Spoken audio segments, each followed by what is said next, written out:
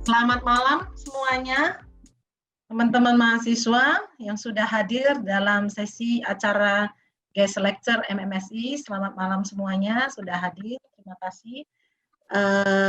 Adapun topik untuk acara guest lecture pada malam hari ini adalah using AI for future prediction, ya. Dengan narasumber tamu kita adalah Miss Febrianti Widya Hastuti dan saya Viani selaku moderator untuk acara kuliah tamu pada malam hari ini. Oke, sebelum acara ini dimulai, saya akan memperkenalkan secara singkat profil dari narasumber kita, Miss Febrianti Widya Hastuti, PhD. Beliau adalah lulusan S1, Bachelor of Science in Computing Information Technology dari Asia Pacific Institute of IT, Kuala Lumpur, Malaysia. Kemudian beliau menyelesaikan S2 di University of Tasmania, Master of Information Systems, Tasmania, Australia.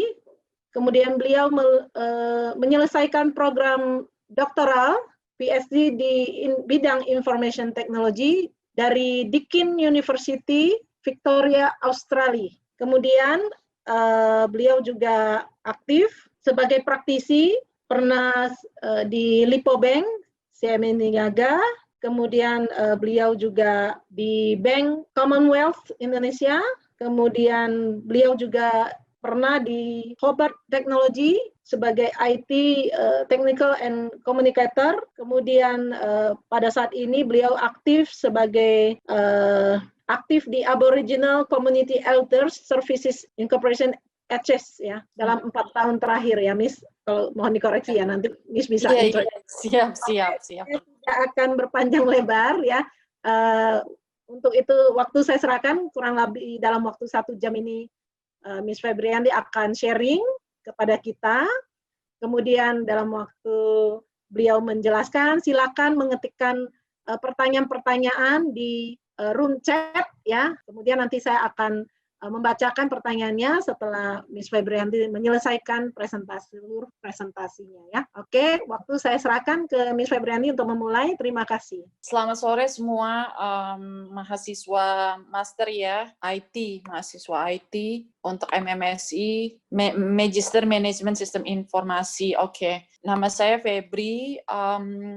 Basically untuk presentasi yang akan saya mau sampaikan ini, background saya kan IT, ya, gitu. Jadi saya ini sekilas lah, ya, tentang background saya. Jadi ini nantinya presentasi saya itu akan men-sharing beberapa penelitian yang pernah saya kerjain waktu saya S3.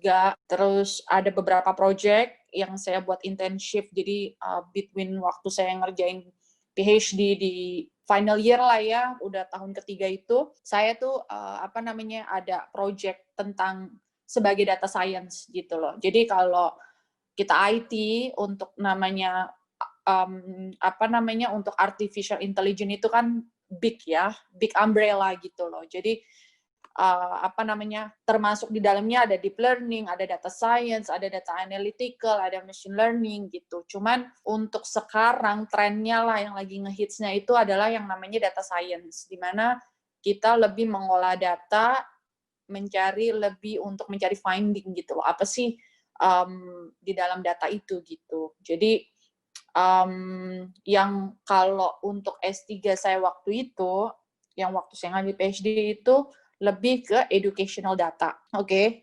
Jadi di mana kita menggali lebih ke, kalau saya lebih ke learning management system, gitu loh. Jadi kan sekarang, aku nggak tahu kalau di minus, apa sih dia punya e-learning gitu. Jadi di situ nanti dia bisa akses semua info modul segala macam. Nanti dari situ kita bisa extract seberapa aktif sih siswa itu ada di situ gitu. Jadi basically itu yang saya penelitian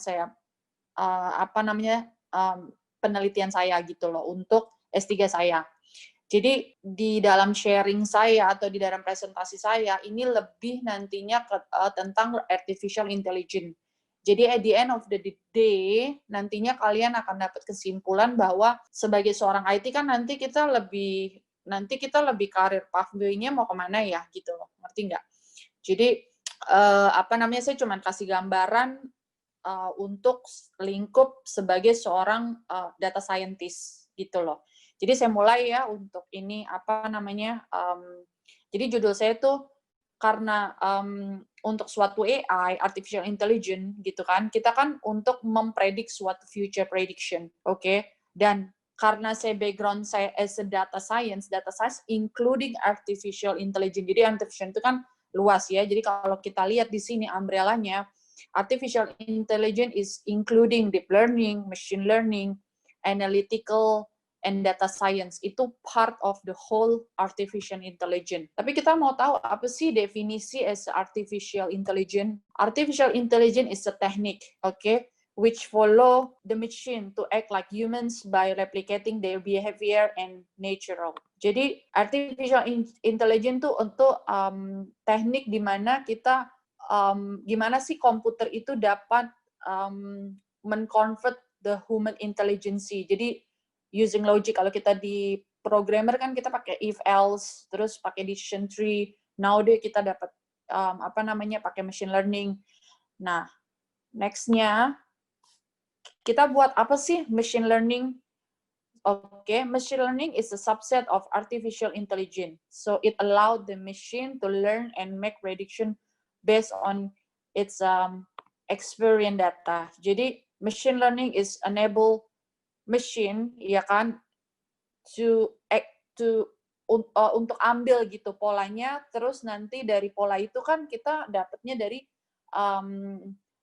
data yang lama ya, dari historical data gitu. Jadi kita ambil pola ini, terus kita create the model, terus nanti dari model ini kita bisa yang namanya kita mendapat yang namanya prediction model. Oke. Nah, itu machine learning. Nah, di machine learning ini kita banyak ya sistemnya. Kita bisa yang open source atau yang beli commercial search. Kalau waktu itu kita bisa pakai machine learning yang open source, kita bisa pakai Weka, ya kan. Nah, ini kan ada subset machine learning, ada yang supervision learning, unsupervised learning, reinforced learning. Nah, terus tekniknya pun kita bisa pakai regression, classification, clustering, terus k-means, dan dia punya linear regression, logistic regression. Jadi banyak teknik yang kita pakai untuk apply di machine learning.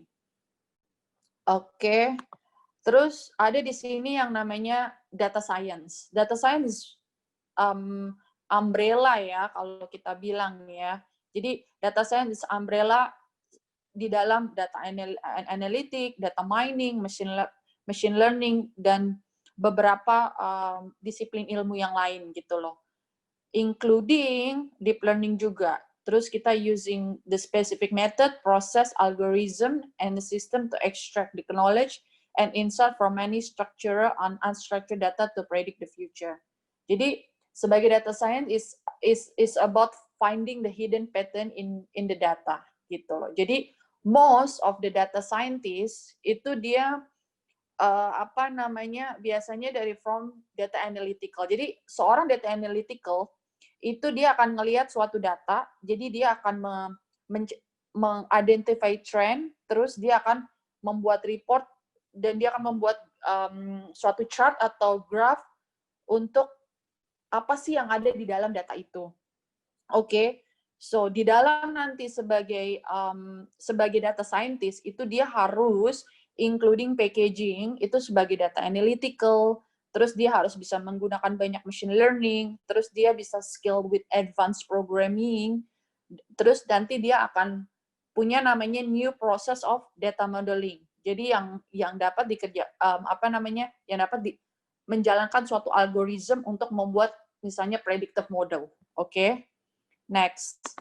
Terus kita ada yang namanya deep learning. Deep learning itu any different advanced lagi yang dimana is particular kind of machine learning that achieve great power and flexibility by learning to represent the world of nested hierarchy of concept or abstraction. Jadi itu lebih di atasnya, lebih data scientist gitu loh. Tapi itu lebih komplikasi lagi, tapi it's part of artificial intelligence.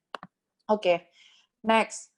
So, data scientist is multidisciplinary, di mana di situ ada visualizations, ya kan, terus statistik. Jadi apa sebagai seorang statistik, terus dia ada pattern recognition, ada machine learning, ada dia harus bisa extract data from the database atau dari SQL.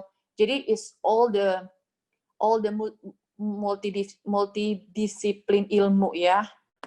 Next, terus di situ ada data science plus next Bu. So di situ ada yang namanya data science plus business knowledge can impact or value creation for the business. So kita bisa ngambil suatu data, historical data, or raw data, or transaction data, pokoknya dari data real yang udah ada. Terus kita buat analytical. Nah di dalam analytical and data science kita tuh biasanya itu bisa berupa kita extract menggunakan SQL, Excel, ya kan, kita olah datanya, terus terus secara technical kita bisa menggunakan programming language, advanced data science itu bisa R, Python, atau dengan mathematical atau statistical di MATLAB atau SPSS, and then di dalam itu kita bisa menggunakan suatu teknik.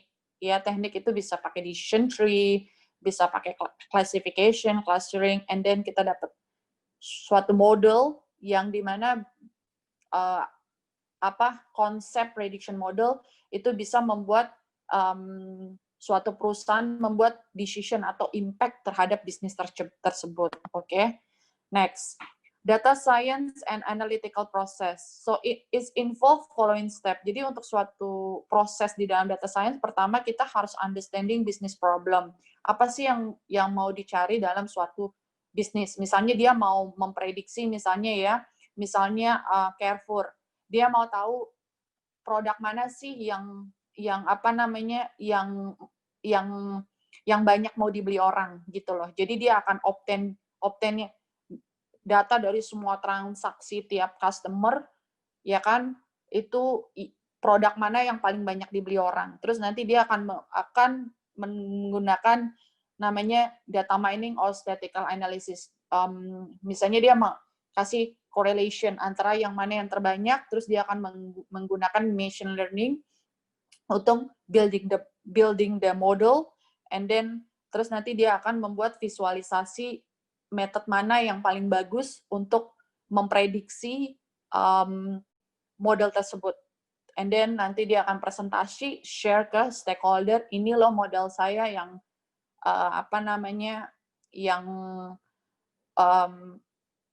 yang akurasinya paling tinggi ya untuk memprediksi suatu produk yang banyak dijual gitu. Terus nah, di dalam data scientist analytic professional itu pertama kita mau cari apa? Apa descriptive analysis, diagnosis analytic, predictive analysis, or prescriptive analysis. Jadi, tapi biasanya orang akan nomor 3 ya, lebih untuk memprediksi suatu future. Jadi untuk memprediksi suatu bisnis apa sih yang akan terjadi di next future. Terus next, ini saya di situ ada yang namanya data scientist job listing, di mana untuk job sebagai seorang data scientist is the top untuk sekarang ini ya, dengan orang banyak orang mencari job as a listing as a data scientist. Saya nggak tahu kalau di Indonesia, tapi lebih memang high impact banget untuk bisnis international, multinational bisnis itu nyari seorang data scientist. Terus di sini di sebelah kanan itu skillnya mereka lebih mereka cari yang good di Python, karena Python open source dan dan easy untuk gampang banget untuk untuk nulis programnya gitu loh. Jadi emang kalau udah punya basic program lebih gampang. Terus R programming, SQL, jadi punya basic knowledge tentang programming. Next. Nah, ini adalah skill required to become a data scientist. Jadi pertama, kalian harus lancar lah, bagus untuk di Python and R programming, terus punya experience di SQL, MySQL untuk extract the data, jadi execute ya, extract the data, atau Oracle database coding, terus ability to work with structure and unstructured data from various source, like video, social media, and other various data set, and then mengerti tentang multiple analytical skill, like mathematical and statistical skill like SPSS, Excel, SAS, terus knowledge of machine learning yang kita tahu MATLAB, Weka, Orange, Azure, and data mining algorithm lain bisa pakai Bayesian, clustering, classification, dan K-means, banyak lagi ya.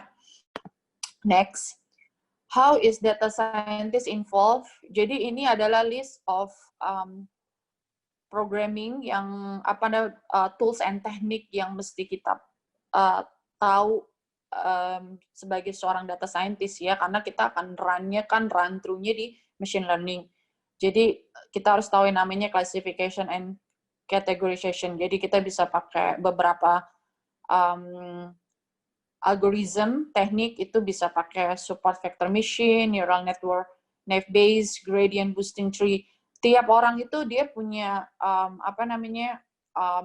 kadang-kadang tiap orang mereka kuat di salah satu teknik ini, ataupun dia bisa semua gitu, bisa run terus semua. Terus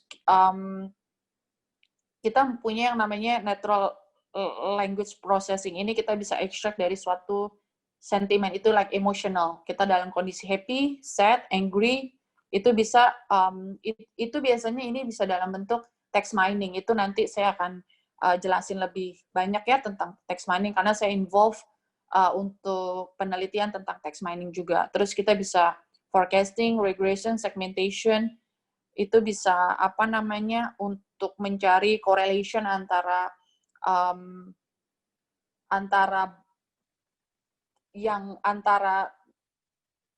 items, misalnya dengan produk, dengan berapa banyak pembeli, misalkan ya, antara berapa banyak membeli suatu produk itu bisa pakai regression. Jadi artinya kita mau cari correlation, hubungan ya, relationship antara satu produk dengan customer itu sendiri. Terus kita bisa pakai statistical model. Kalau kalian punya basic of statistical model is very good, karena kita akan belajar tentang statistik. Karena kan di dalam data science itu kita harus ngerti matematika, kita mesti statistik. Jadi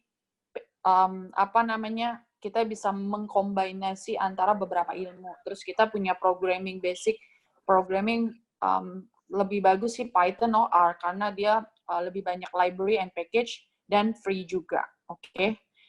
Terus next, top industry suitable for data scientist. Jadi di sini kita ada retail, bank, e-commerce, healthcare, telecom, and internet. Jadi kalau di retail kita bisa prediksi untuk pricing produk, ya kan, bundling, promotion, apa aja yang perlu dipromosiin, produk mana aja.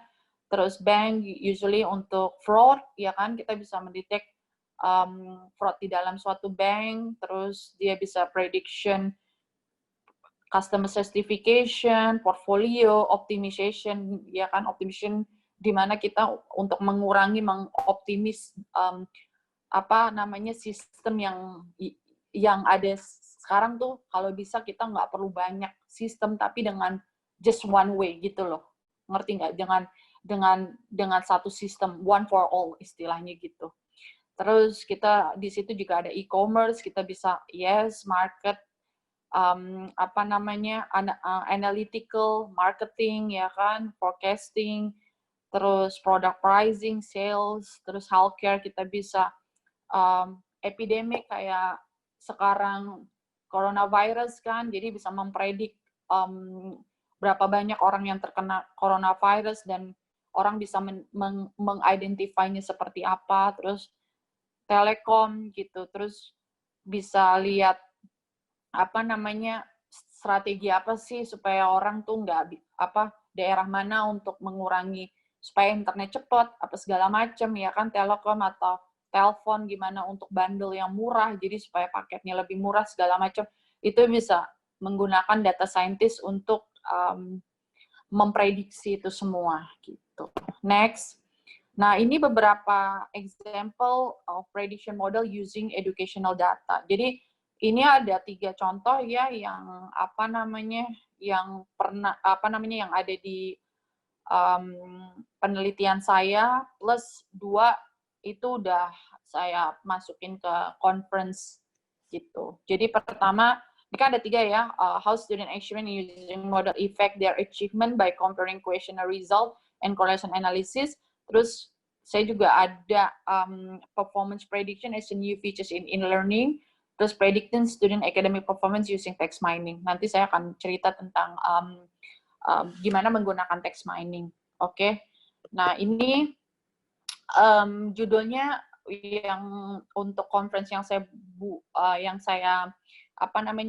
publish, plus ini juga masuk di chapter 3 saya ya, karena kan pada saat kita buat disertasi itu sebenarnya kita just pop up semua publishing yang pernah kita buat, tinggal buat chapter per chapter gitu. Jadi ini salah satu penelitian saya, plus saya publish di conference di International Conference on Study in Education di tahun 2016.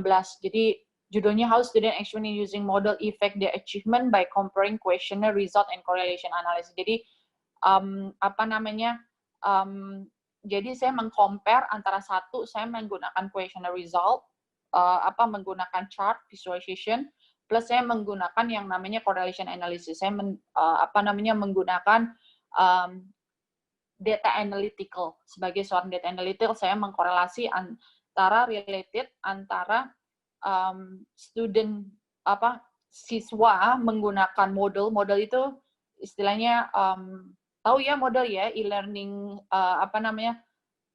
learning management system yang open source yang available ada untuk siswa ini. Terus nanti kita extract, nanti entar kita dari akan correlation itu hubungan yang mana yang terbanyak atau di mana siswa lebih banyak mengakses di model tersebut. Oke. So next. So the objective of this research is to provide conceptual analysis of students in University of Nusa Nipah Momere about their experience in using model and identify the various features mostly used as a learning tools which could affect their performance. And then the result of the correlation analysis and survey show accurately that assignment, chat, forum, lesson, and quiz have strong relationship with student performance. Jadi saya menggunakan data dari Universitas Nusa Nipah Momere tentang bagaimana sih mereka menggunakan model, pengalaman mereka menggunakan model. Next. Jadi, Jadi di sini saya membuat literature review ya. Jadi many research addressing the issue and give recommendation about models such as Operis 2000. Goel and TM 2015, however, studies on model and its relation to the learning process are still limited. Jadi, sangat terbatas. Beberapa penelitian sebelumnya, mereka meneliti tentang model. Jadi, even if they did not fully address the features and functionality in model which will affect student achievement. Jadi, biarpun ada, itu enggak benar-benar penuh mengalamatkan atau fully address the features. Jadi nggak semuanya features itu atau functionality mereka benar-benar gunakan. Jadi hanya beberapa features aja yang mereka gunakan.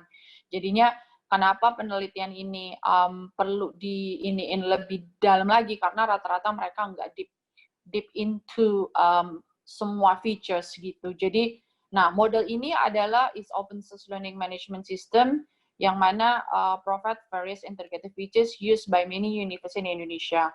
The findings show that the activity and resource in model can affect student learning and achievement.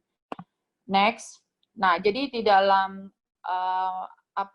di dalam model, next, di dalam model ini kita ada activity sama research. Nah, di dalam activity ini kan ada ini ya, lihat di sebelah kiri ya, ada chat, terus chart, terus ada apa lagi tuh, choice, database, external tools dan sebagainya ya. Terus dia ada yang namanya research. Jadi ada 2 part. Jadi ada activity, ada research. Nah, next. Jadi kita akan ngelihat ini berapa banyak gitu yang diklik oleh siswa tersebut. Nah, data and methodology. Jadi saya surveinya kuesioner menggunakan kuesioner online by SurveyMonkey ya, yang udah pada tahu. Terus, dan ini 62 siswa yang dari beberapa faculty itu di dalam universitas itu berpartisipasi untuk mengisi survei ini. Jadi dilihat dari gendernya ada 52% pria dan 48% wanita. Jadi ini apa namanya prosesnya. Jadi ada student, dialog model, terus nanti dia mengisi questionnaire di SurveyMonkey, terus kita result. We visualization and we make the chart. Jadi ini next, kita ada namanya student experiment result. Ini berdasarkan pertanyaan ya. Jadi saya collecting pertanyaan, terus saya di chart. Jadi dari apa namanya login account in model. Jadi mereka punya login nggak, terus apa namanya mereka suka nggak sama model, terus apakah dengan menggunakan model dia bisa increase student achievement, dia bilang yes. Terus apakah source of motivation, yes. Apa menggunakan model bagus nggak gitu kan, jadi lebih experience of the model. Next, nah ini di sini nih kita lihat namanya features. Jadi kan yang tadi saya bilang ada activity, ada resources. Jadi di dalam activity ini kita lihat ya, dia lebih banyak orang menggunakan chat, forum, lesson, sama quiz, dan assignment. Jadi ini pasti yang the highest ya, siswa pasti apa namanya menggunakan model, karena kan pasti dia chat ya, dia dengan siswa, atau assignment dia mau submitnya tugas, forum ya ini kan, apa namanya forum antar di tiap kelas, lesson itu dia buat materi, upload materi, buka materi, terus quiz atau diskusi lah ya. Terus di sini ada features in model research are frequently used. Terus di situ ada buku, file, folder ya kan yang apa namanya yang tertinggi. Jadi the best of 3 ya. Terus di sini ada features model that teacher are frequently used. Mostly semua teacher menggunakan semua apa namanya semua modul. Terus next kita ada namanya juga apa ini nggak apa benefit nggak model untuk siswa tersebut. Kebanyakan mereka sangat apa namanya menyukai ya, dia bilang user friendly, terus bisa increase motivasi buat submit assignment untuk bisa digunakan di mana-mana. Terus apa aja sih apa namanya kendala menggunakan model di sini? Kebanyakan sih di sini model very nggak ada ya. Jadi kebanyakan mereka sih bilangnya easy to use. I don't know all about model, tapi mostly semua bilang easy to use, kecuali ya mereka nggak punya akses internet ya di ininya. Terus, nah ini kan result dari yang student experience. Next, kita akan ngelihat dari yang namanya correlation analysis. The correlation analysis is one of the popular of education data mining to find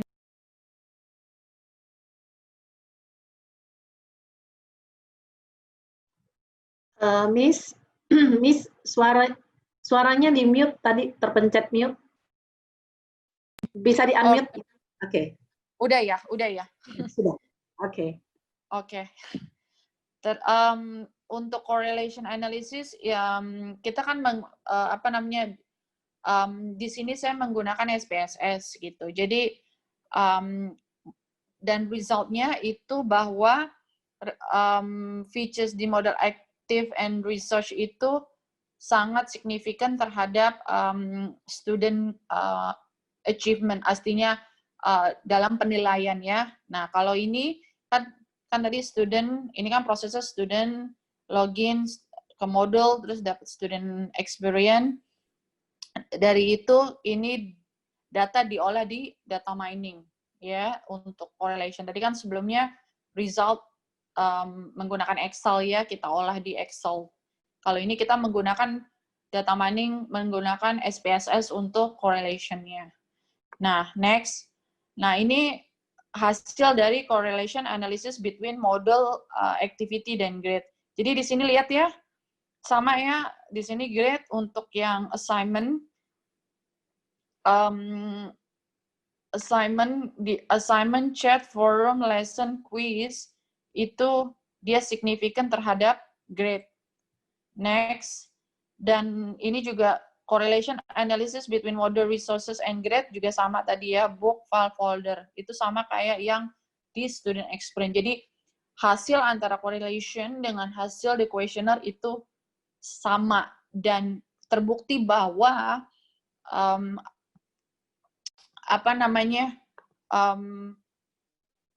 the features in di modul itu impact banget terhadap student performance. Jadi kita buat conclusion next.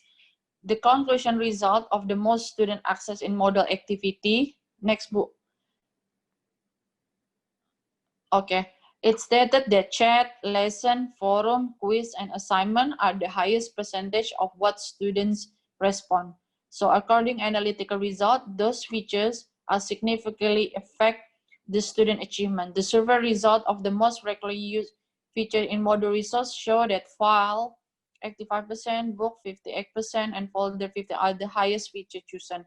However, correlation analysis saw the same result that those features have strong relation with student achievement. So this paper show the accuracy and the validity of both result from survey and correlation analysis, claiming that student experience using model are the key performance indicator to enhance learning process, student achievement, and motivation. Okay. So next, now kita penelitian saya tentang sama performance prediction as a new features in learning, ya kan? Nah, ini saya buat di conference 12 International Conference on E-Learning ACEL di tahun 2017. Oke, introduction ya. So the goal is to propose performance prediction as a massive e-learning software system integration, which is simple, easy, accurate, and robust in predicting student grade based on student behavior in learning. The idea above is in line with the learning analytical theory. Jadi, according to the first international conference on learning analytical and knowledge learning analytics is the measurement, collection, analysis, and reporting data about learner and their context for purposes of understanding and optimizing learning and the environment in which it occurs. Jadi, Greeley and Dressler say that prediction is one of the goal in learning analytical by using educational data mining technique as a tool for the prediction. Okay, so basically ini adalah learning analytical framework, di mana di sini ada goal, data, method, constraint, kompetensi, and stakeholder. The background next. So kita pakai namanya learning analytical is a combination of various disciplines such as computer science, statistical, psychology, and education. So the combination discipline of education technology and learning analytical are the best practice to explore educational data and develop new technology in order to improve productivity, marketing, and revenue to perform continued improvement and to meet the development of current technology. It has been proven that e-learning data are very useful to be used in predicting student performance. Okay, next.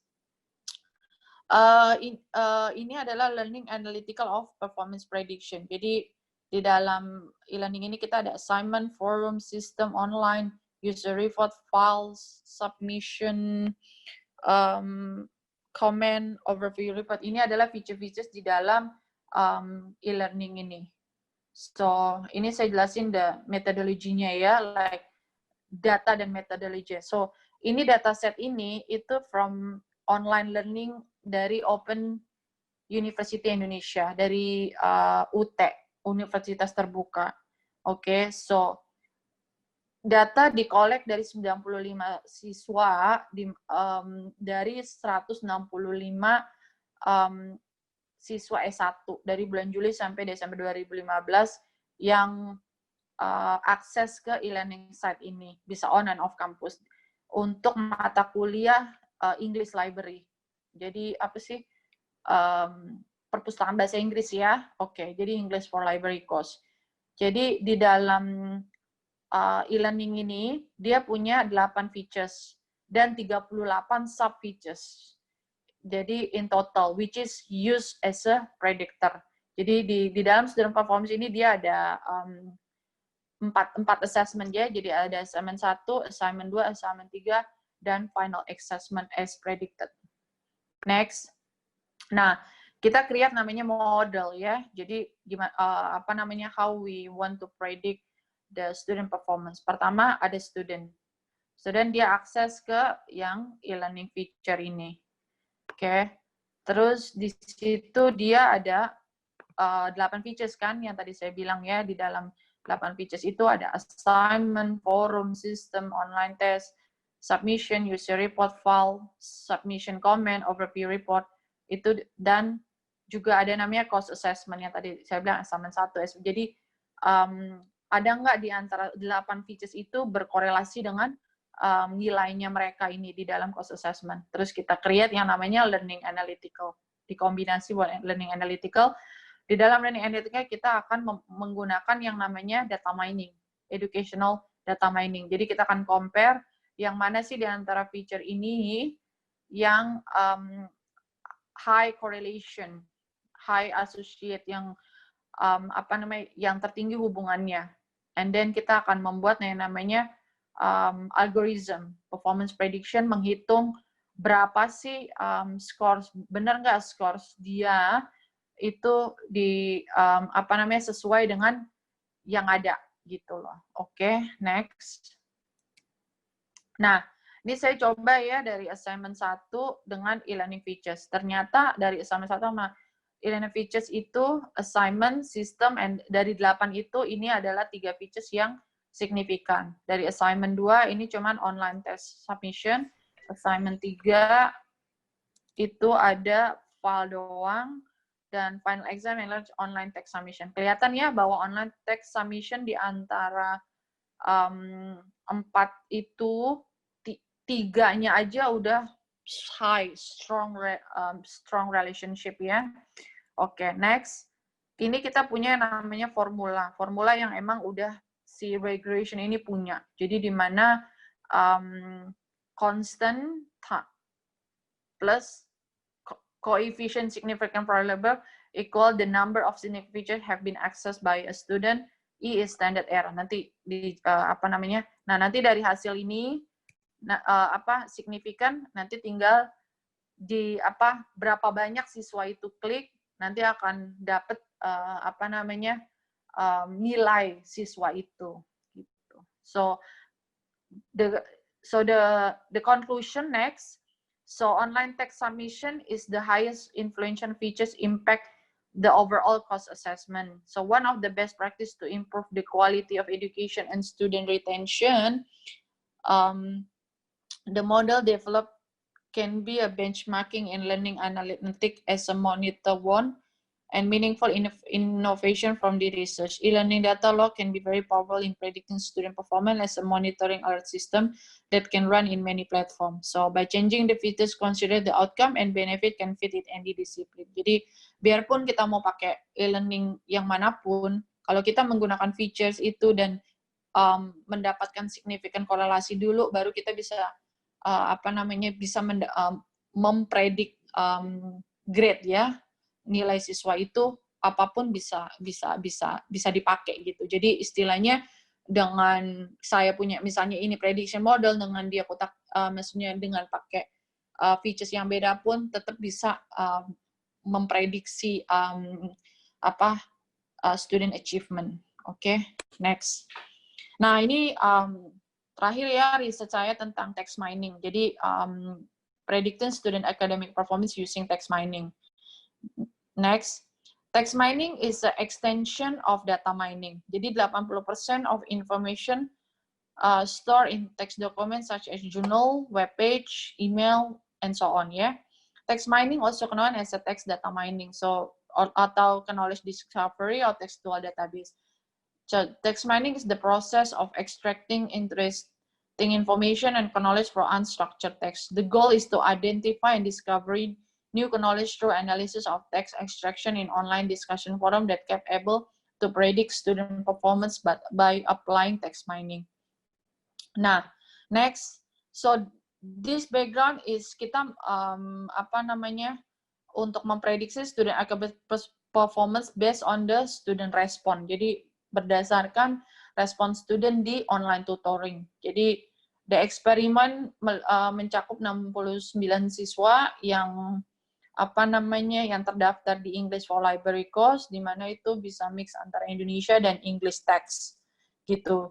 Jadi di sini kita utilize, jadi menggunakan TF-IDM method itu sangat, jadi kita akan menghitung wording atau kata mana sih yang sering tampil di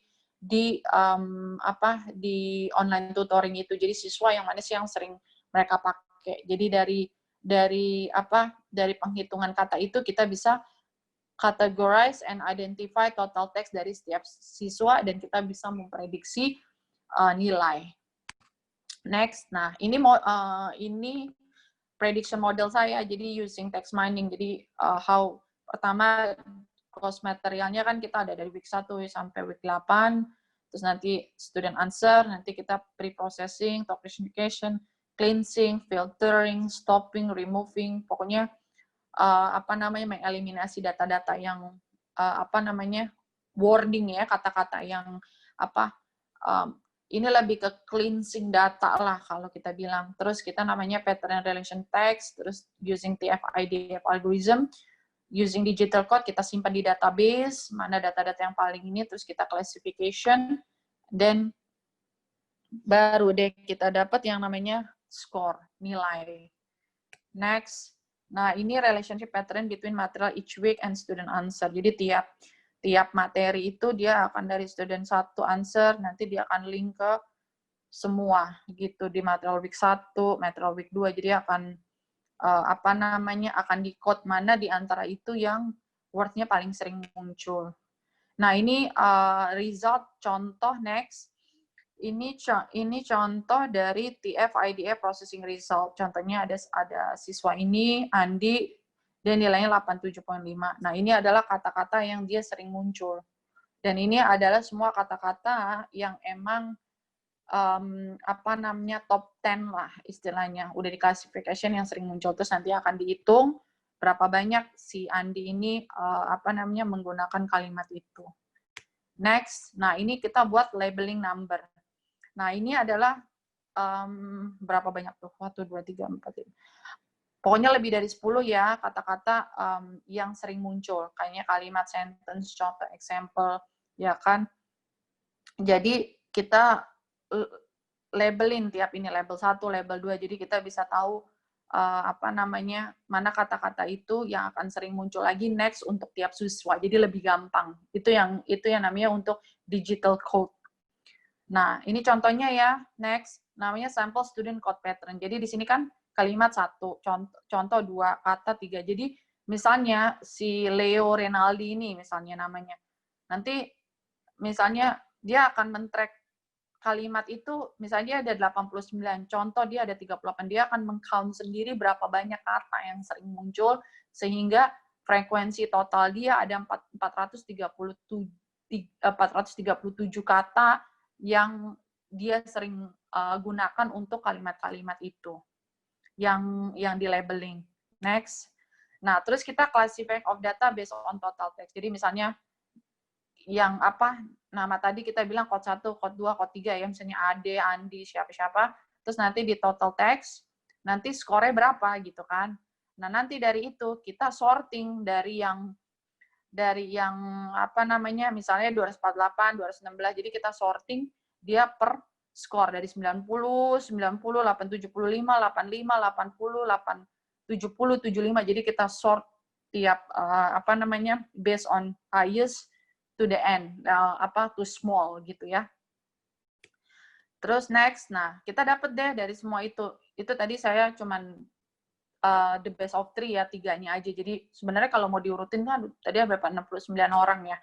Tapi anyway, ini apa namanya, prediction result-nya jadinya kita bisa dapat kalau dia nilainya 89 sampai 100 itu apa yang dia dapat teksnya itu biasanya di atas dari 403, value 89 403. Jadi so on and so off. Jadi kita bisa lihat kalau dia nilainya segini dengan apa total number teksnya dia antara 180 sampai 182. Itu apa classify apa kategori value-nya dari sini kita dapetin nilai itu. Oke. Now nah ini saya mau apa namanya example ya, contoh dari new AI diagnostic and predict COVID-19 without testing. Jadi ini ada beberapa research tentang AI untuk mendiagnosa COVID-19 ya, virus yang sekarang ini.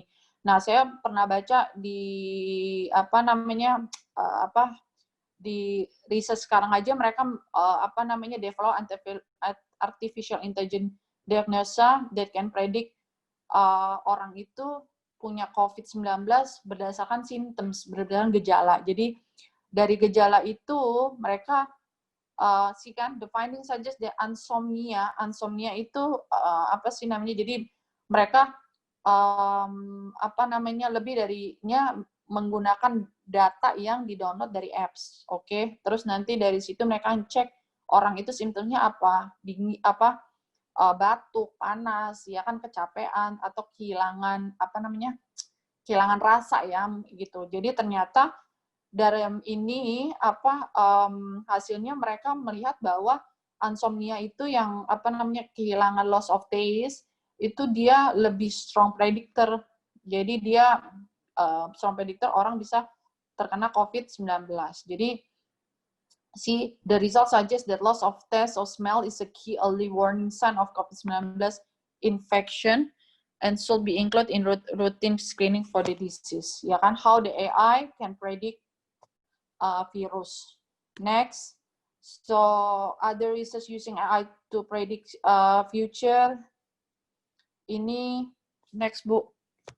So using data from 53 COVID-19 case di Januari dan February, we develop algorithm to find pattern and figure out which of these symptoms correlate with several case. Jadi kebanyakan dari COVID ini dia based on symptoms ya. Orangnya itu apa, dia apa simptomnya, apa batuk, pilek, panas, demam. Nah, itu dari situ bisa dapat correlation-nya gitu. Terus ini ada the project investigate trend in time. Nah, ini saya yang di Auricon itu saya ada kontrak project ya, di mana ini untuk fraud detection. Jadi kita menggunakan historical financial data set dari tahun 2016-2017 to propose the financial prediction model. So sebagai early warning system which is automatically detect high risk project. Yang mana sih yang jadi dari ribuan project itu yang mana yang high risk project. Terus Google and Amazon sekarang dia menggunakan using machine learning algorithm to know which customer highly purchase good in items. Next, so jadi saya conclusion ya. Jadi artificial intelligence atau AI looks at existing data to find pattern and then use those pattern to make prediction about the future. So kita mesti understanding match and statistical software using SPSS, Excel, and SIS. So untuk memprediksi atau forecasting, kita banyak menggunakan lebih ke linear regression analysis, logistic regression analysis, clustering, factory analysis, and time series, and the output. Kita biasanya akan diproses menggunakan machine learning. So Weka, RapidMiner, MATLAB, and Orange are machine learning software that can provide several features of various classification technique models that easily interpreted like decision tree, Bayesian, net-based, and neural network. R and Python are the two most popular programming languages across all data science. So, udah. So, thank you. Any question?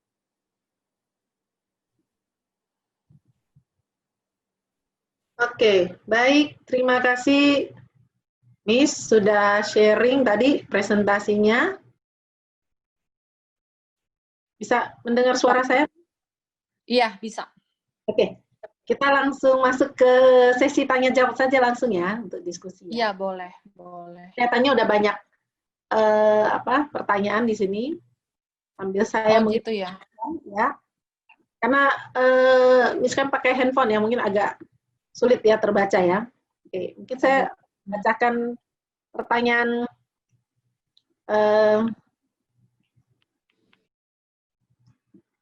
pertama ya, Miss. Ada pertanyaan ini dari Heidi ya. Heidi Madia menanyakan apa sih beda antara predictive analytics dan prescriptive analytics? Analytics. Ya, Miss.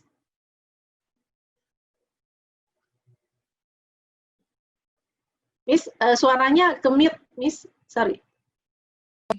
Terdengar? Okay. Baik. Ya. Oke, so kalau predictive analysis itu kita mempredik what happen for the future. Jadi kita dapat dari historical, terus kira-kira future-nya kayak gini, gitu loh. Kalau prescriptive analysis, plan-nya apa sih yang harus kita follow gitu loh. Jadi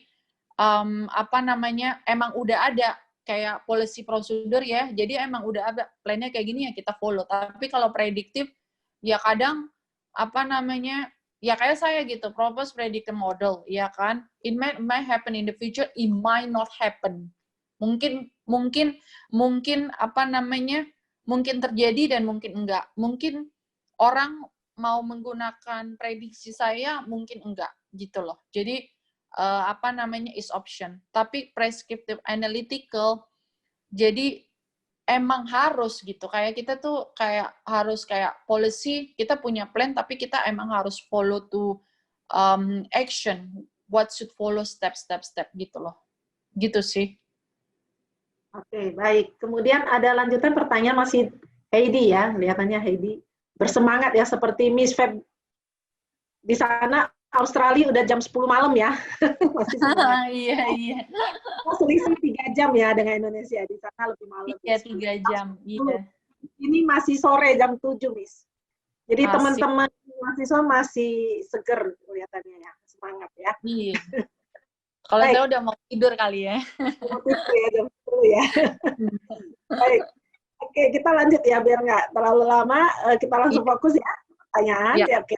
Ya. Nah, berkaitan dengan penelitian Miss yang tadi Moodle, adakah hasil korelasi analisis antara pengajar dan hasil-hasil pembelajaran student di kelas?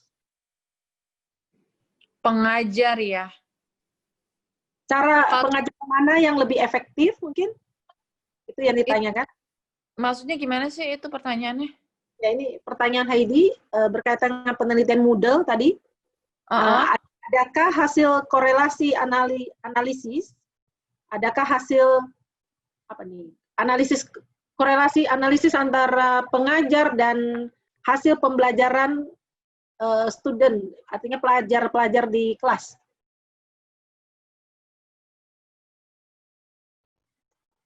Miss, suaranya ke-mute tadi, Miss. Ya. Oke. Nggak ada sih, jadi saya lebih activity ya, lebih kayak men-track activity siswa. Jadi bukan lebih ke pengajar di kelas ya, tapi lebih ke aktifnya mereka di model gitu loh. Gitu. Okay. Jadi seberapa aktif sih siswa itu menggunakan model. Makanya kan tadi makanya saya pakai questionnaire itu ya. Jadi nanti dia tik misalnya feature mana nih yang sering dia buka, ya kan, tik gitu loh. Jadi lebih bukannya di kelas, tapi lebih data saya dapat dari model itu sendiri gitu loh. Karena waktu itu model itu kayaknya kayaknya waktu itu nggak bisa ditarik ya, karena kan open source ya. Beda kalau dia memang udah build up bisa di-extract report. Tapi kan kalau model ya based on the activity aja sih gitu loh. Gitu aja. Baik, kemudian next ada pertanyaan lagi dari siapa ini ya?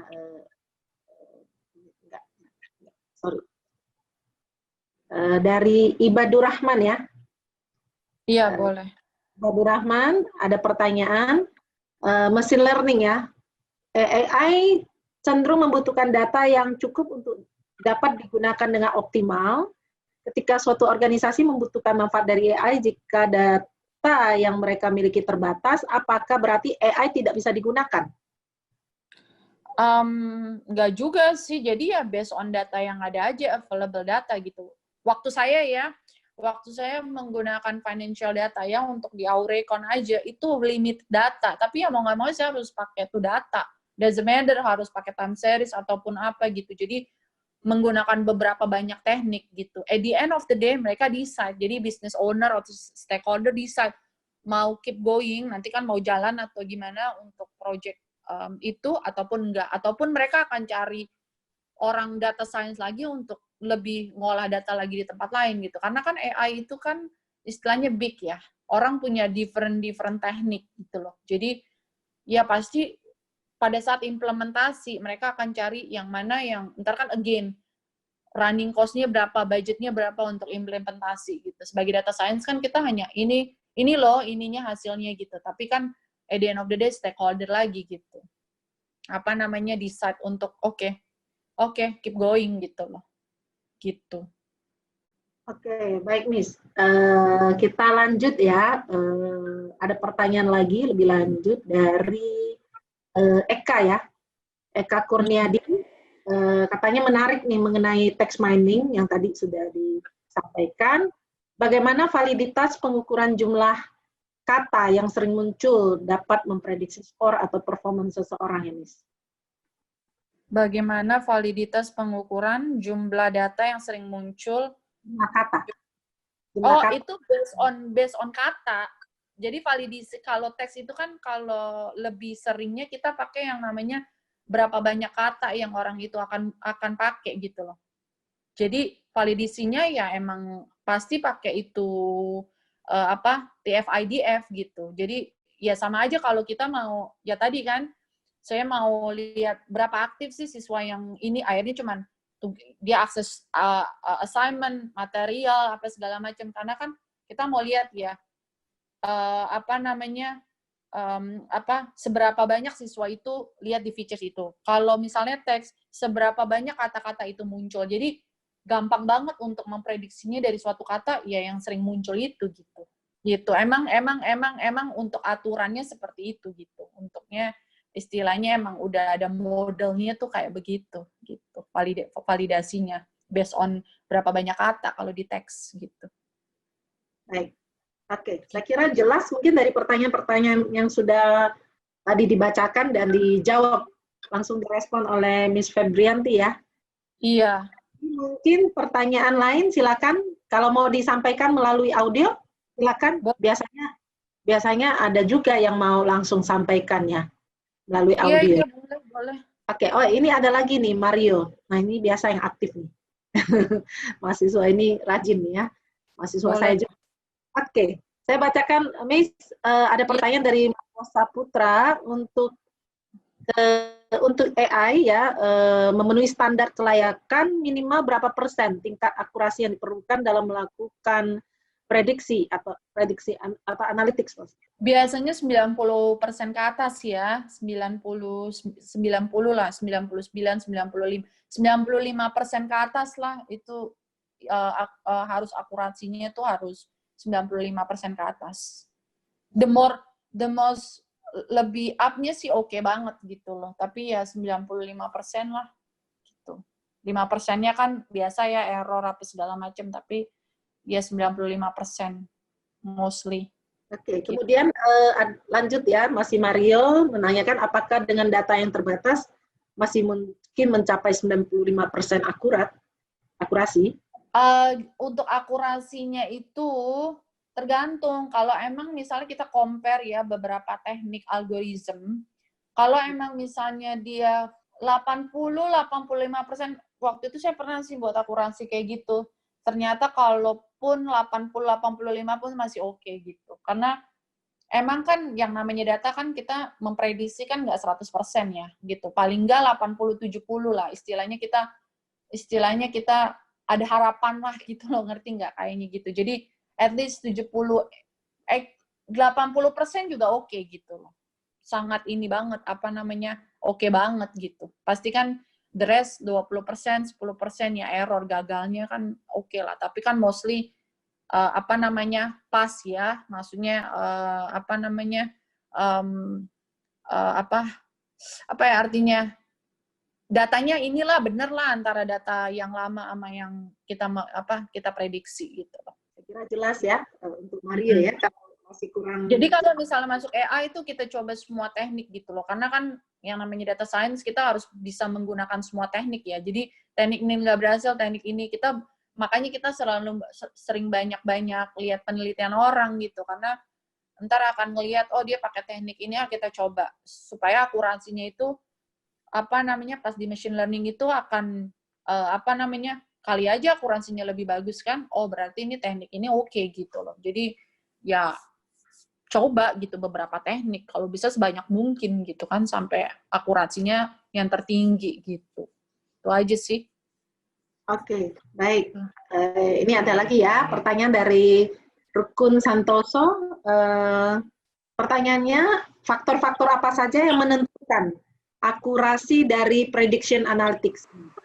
Faktor-faktor apa saja yang menentukan akurasi? Banyak sih, tergantung datanya apa dulu gitu loh. Faktornya banyak ya, Mas, atau iya Mas ya. Itu faktornya banyak, Mas. Kalau misalnya kayak saya gitu ya, apa namanya, kan nggak semua data valid, kayak tadi text mining. Orang yang nilainya 87,5 kadang sebenarnya bisa dapat 90, tapi kan again dari berapa banyak gitu loh, ngerti nggak? Jadi apa namanya, ya faktornya banyak gitu. Cuman kan kita lihat dari yang overall, jadi kita bisa membuat apa namanya kesimpulan gitu. Jadi faktornya banyak, tergantung datanya apa dulu. Kayak data education gitu ya. Apa namanya akurasinya itu banyak impact aja gitu. Maksudnya ya kadang orang itu emang apa namanya emang pakai teks itu banyak gitu loh. Dan di dalam prosesnya kan juga banyak faktor, atau di financial data aja kadang orang salah input aja tuh bisa ini gitu loh. Jadi ya faktornya itu keakurasiannya itu ya dari seberapa banyak aja gitu. Apa percentage orang bisa istilahnya follow the rules gitu loh, ngerti nggak? Nah kan yang the rest kan errornya aja gitu. Jadi ya apa namanya ya faktornya banyak dan tergantung datanya juga gitu sih kalau menurut aku sih. Mungkin jelas bagi Rukun, ada sambungan pertanyaan? Belum ada ya? Oke. Sambil menunggu yang lain, mungkin ada yang mau disampaikan pertanyaan langsung melalui audio? Yang penting ya untuk bentar aku juga mau tambahan itu ya, apa namanya, untuk yang akurasinya mungkin ya harus banyak coba semua teknik itu aja sih gitu. Karena data again kan tergantung datanya bisa structure and unstructured data. Jadi itu bisa impact juga dari akurasinya gitu aja sih, itu aja. Cuman coba-coba semua teknik gitu, mana yang akurasinya paling tinggi itu aja. Sorry, terus iya next-nya ya. Ini ada pertanyaan dari Jessica Klein ya, Jessica Klein. Bertanya ini lebih ke profesi data scientist, Miss. Tadi kan Miss menjelaskan tentang profesi data scientist kan lagi profesi yang seksi ya begitu ya saat ini ya. Seksi ya. Iya.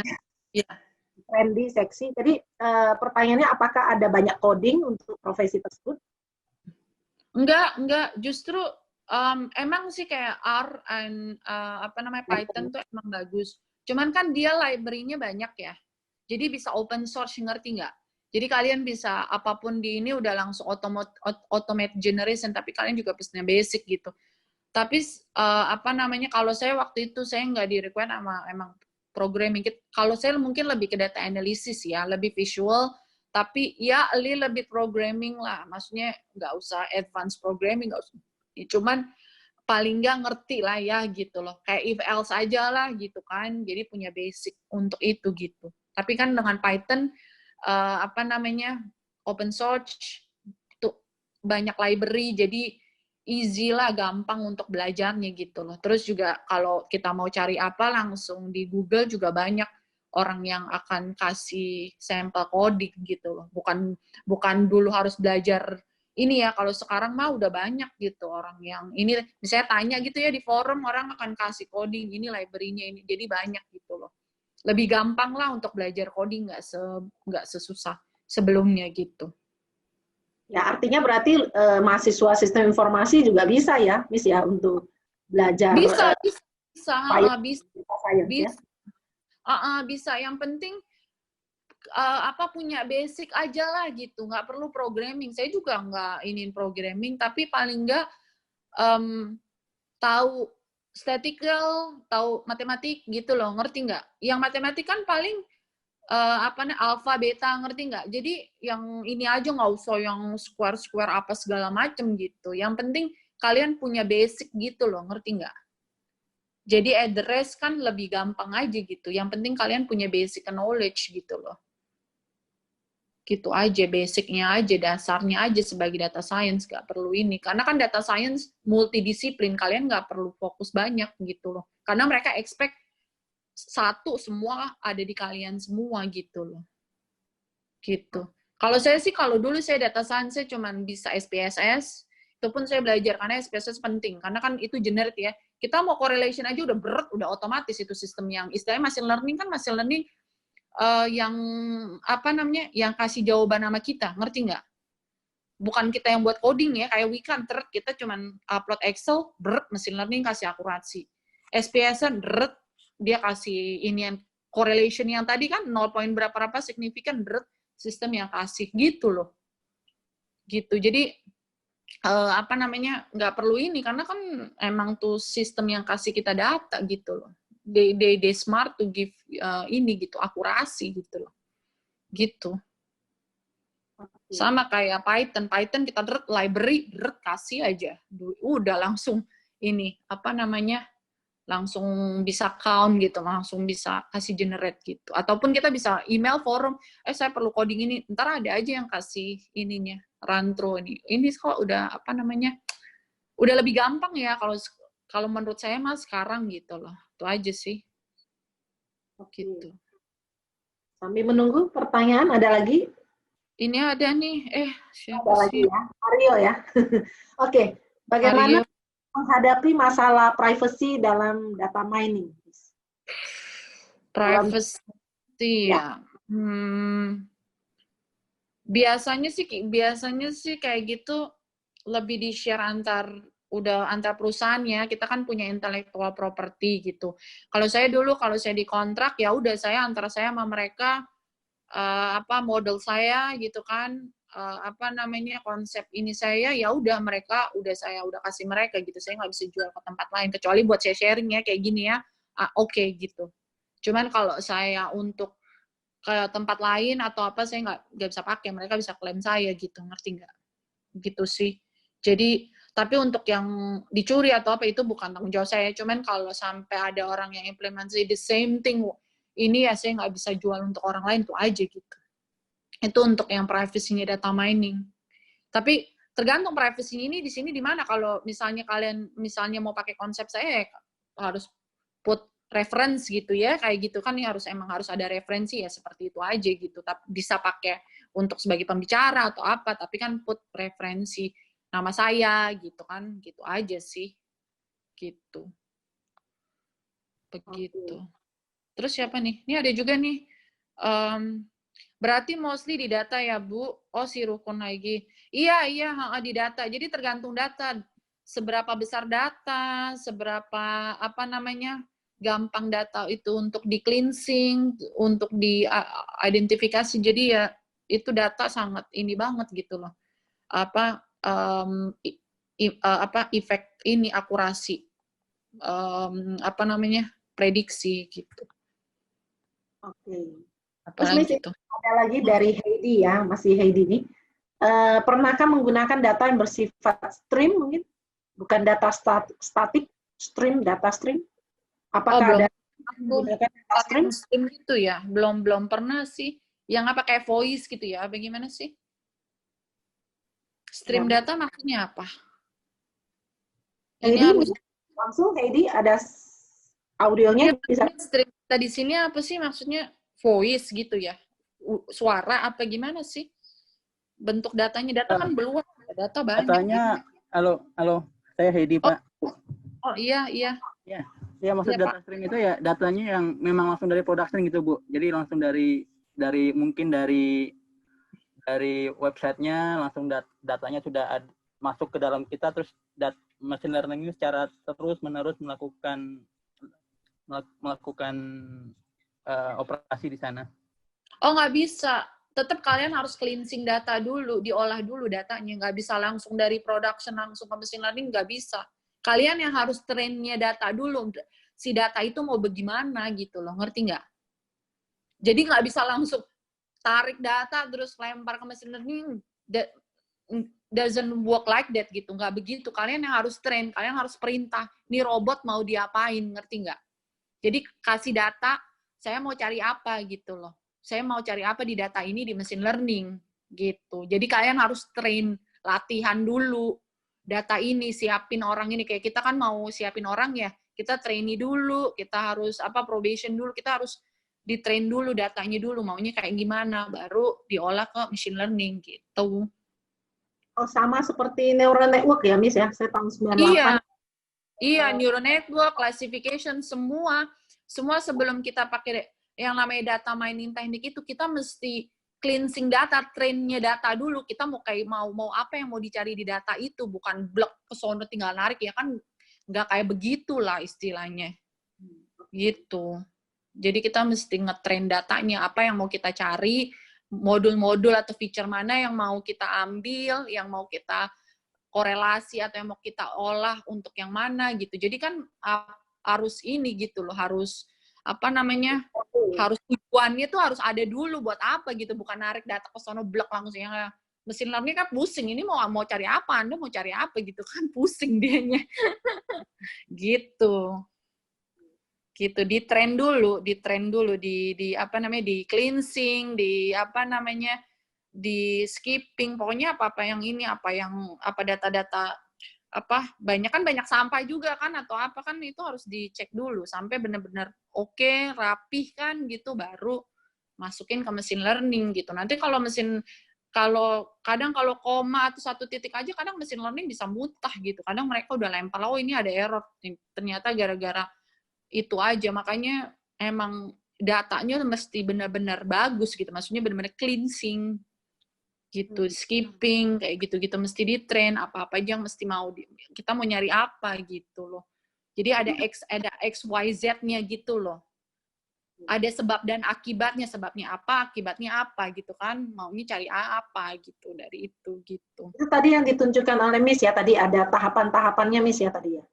Iya, ada step-stepnya gitu, ada step-stepnya kan, kayak saya kan kayak misalnya activity kan feature-nya, saya mau cari nilai dari tugas 1, 3. Nah, itu kan ada sebab akibatnya. Saya train kan dulu datanya, berapa banyak tuh orang yang klik, misalnya online submission, berapa banyak orang yang klik ini, berapa banyak gitu loh, ngerti nggak? Kita train berapa misalnya student A, 2, 3. Jadi kita train data itu.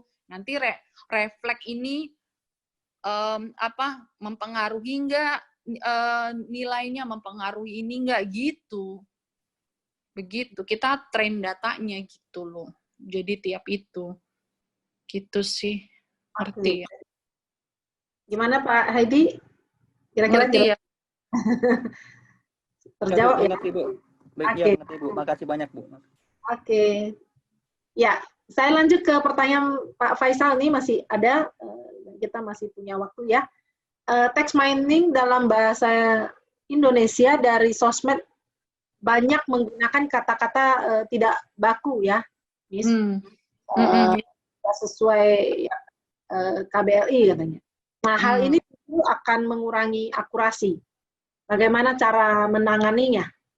Nah, saya bilang data cleansing lagi. Jadi kita cek satu-satu mana data yang ini gitu. Tetap kita screening, kita cleansing, optimizing, skipping, tokenisasi. Jadi itu yang saya bilang untuk ini akurasi ya kita ini lagi, kita kita cek itu data-data yang kata-kata wording yang nggak sesuai gitu.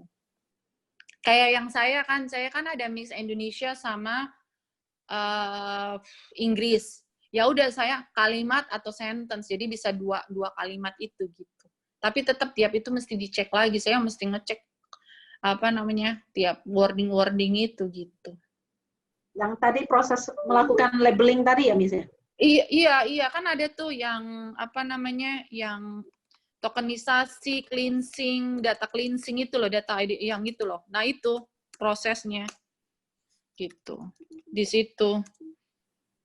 Jadi sebelum itu ya kalian harus cek kata-kata orang yang di tiap sosmed, kalian ubah gitu loh. Kan ada gue, lu, kan nggak ada kayak begitu. Ataupun lu ada yang OTW, kan on the way misalnya. Orang pakai OTW kan harus diubah kayak gitu-gitu.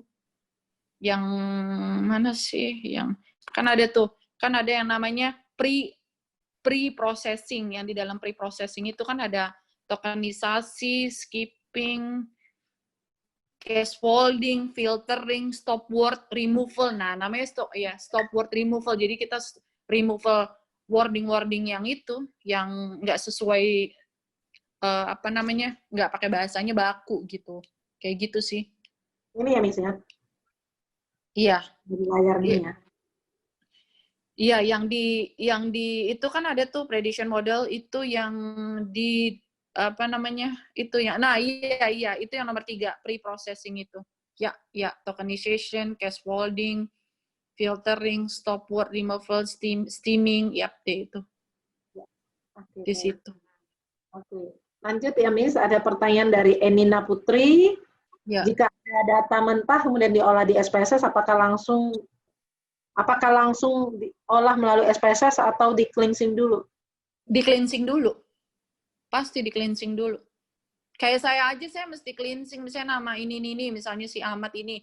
Saya cleansing, berapa banyak dia klik si features online, berapa banyak dia features assignment, jadi di cleansing dulu itu, nggak bisa blok begitu.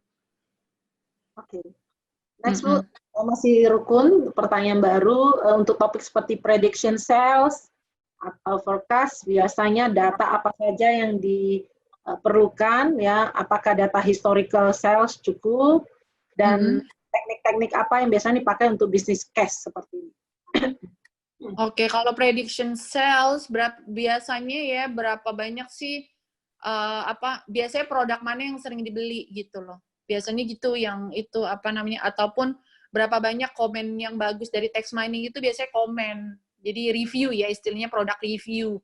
Jadi berapa banyak produk reviewnya ya itu dari the word-nya yang sering banyak muncul itu tuh bisa kelihatan gitu. Terus biasanya historical data itu berapa banyak, nanti kan bisa dilihat sales produk mana, misalnya orang apa sih seneng beli Coca-Cola, ya udah berarti ini paling, ntar kan ada nomor 1 Coca-Cola yang sering orang banyak beli gitu kan, atau 2 orang beli sabun apa segala macem gitu. Jadi nanti kan itu bisa ini bisa kelihatan, bisa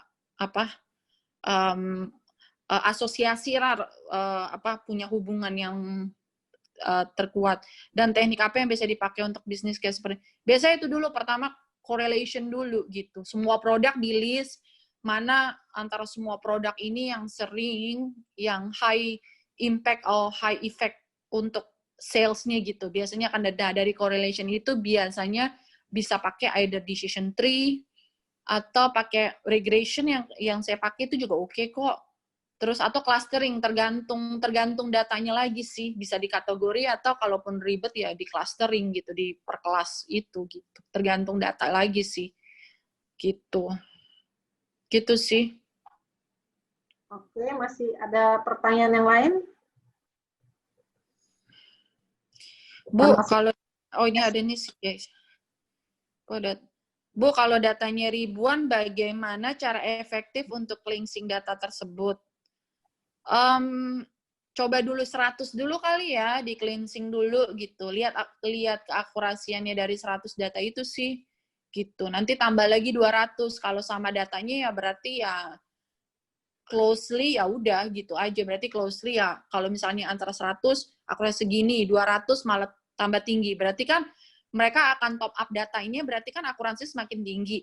Semakin banyak data berarti kan akurasinya semakin akurat, ya udah berarti dengan teknik atau pakai dengan data itu berarti ya model itu cocok untuk data ini gitu. Oke. Gitu ya. Jadi jadi kalau datanya ribuan, coba dulu ratusan dulu deh paling enggak gitu. Ataupun puluhan dulu juga nggak apa-apa. Coba. Nanti increase data. Kalau memang datanya lebih bagus, oke. Berarti modelnya atau tekniknya itu working gitu, bekerja gitu. Oke, ini ada pertanyaan lagi dari Faisal, Bu. Dari Faisal, Miss, ini untuk forecasting time series, sejauh mana perlu? Stationary, maksudnya apa nih stationary? Mana perlu, Bang? Beberapa referensi menyebutkan tidak perlu. Apa ini? Siapa namanya? Faisal, bisa dijelasin nggak? Maksudnya stationary di sini apa di sini? Terus datanya tentang apa? Mau forecasting time series? Faisal Binsar, bisa silakan disampaikan data. Iya, data stationary.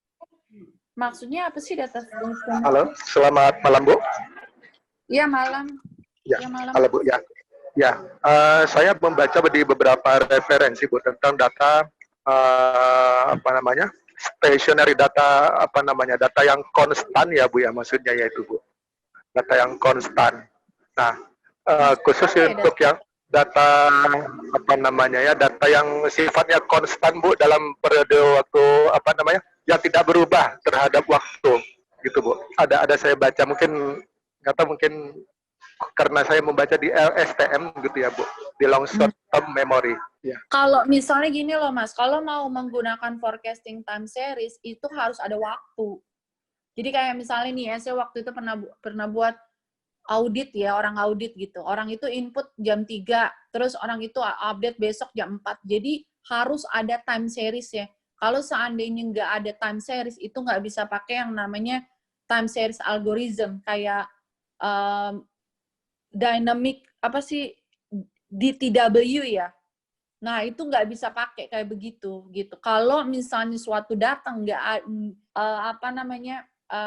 ada including time, ya nggak bisa dipakai. Yang namanya time series algorithm atau teknik time series gitu. Nggak bisa, Mas. Jadi tergantung datanya. Makanya kan dia bilang sejauh menyebutnya tidak perlu, ya nggak perlu. Kalau itu data mentahnya nggak ada waktu, ya ngapain pakai time series. Kalau time series itu hanya dipakai pada saat si data original di database itu ada timingnya gitu, antara jarak ya, kita akan forecasting time series itu menghitung jarak antara si A ke si B itu berapa jarak terdekatnya untuk kayak memprediksi lah gitu loh. Waktu itu sih kalau saya memprediksinya apa ya waktu itu, time series.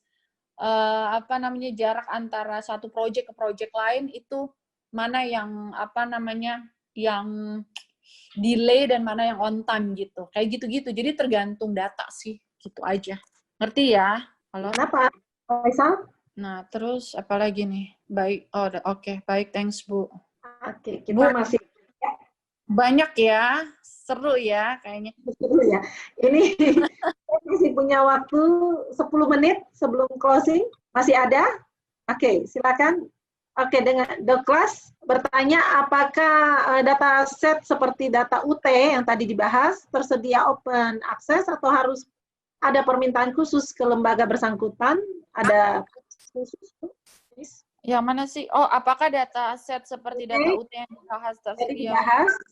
Oh iya harus ada permintaan khusus gitu. Kebetulan saya punya temen, ya inilah kayak Bu Fiani gitu, temen, terus saya bilang saya mau buat ini, ya udah kita kolaborasi, ya mereka bisa kasih datanya ke saya gitu.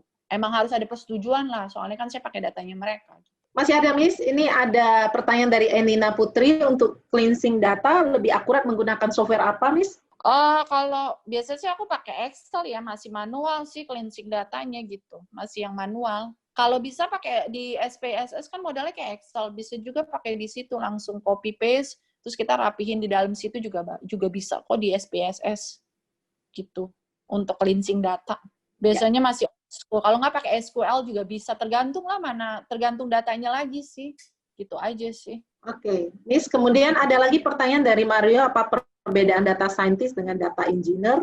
Mana yang lebih on demand? Oke, kalau data scientist pasti background-nya dia IT, computer science gitu. Kalau data engineering dia orang teknik ya. Jadi kalau data engineering dia yang membangun machine learning. Gitu loh. Kalau kita kan yang make, ngerti nggak? Jadi kalau data engineering itu adalah orang yang membuat machine learning. Jadi bilang, oke, kamu bisa buat machine learning nggak? Orang engineering yang bisa buat machine learning itu sendiri gitu. Secara teknik orang engineering gitu. Yang mana yang lebih on demand? Dua-duanya sih oke sih, cuman at the moment mungkin lebih boomingnya trennya lebih ke data scientist ya. Karena kalau data engineering karena dia yang meng-create machine learning, dan machine learning kan besar gitu. Tergantung sih dua-duanya demand gitu. Karena kan kalau saya background-nya karena IT ya saya lebih ke data scientist gitu. Tapi saya nggak tahu kalau orang bidang engineering ya teknik. Jadi mungkin mereka lebih in the position gitu, lebih ke posisi mereka ya lebih bagusan engineering gitu aja sih. Tergantung ininya aja, tergantung posisinya di mana. Iya, lebih teknik ya, lebih ya inilah kayak apa namanya? Teknik mesin ya kan, teknik ya kayak gitu, mereka lebih develop machine learning. Makanya kan kalau data science mana tahu, yang penting dia komersial beli udah gitu. Tapi kan yang building orang-orang data engineering gitu, yang buat machine learning itu kan kayak MATLAB apa-apa kayak SPSS itu kan kita kan terima jadi kan softwarenya aja, mana kita tahu gimana proses di luar. Nah, itu orang data engineering yang develop itu